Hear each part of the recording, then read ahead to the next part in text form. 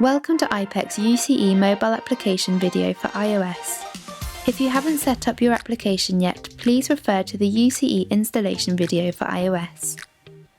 When first entering your app, you will need to log in with your credentials. If you have already logged into the app today, you will not need to re-log in. You can just open the application to take you straight through.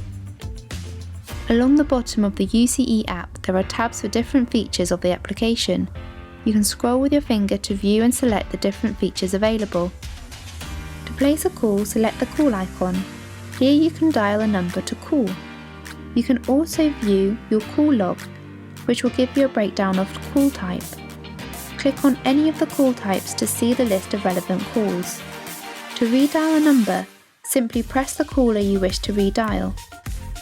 If you have any questions regarding a UCE application, please contact your telephony provider.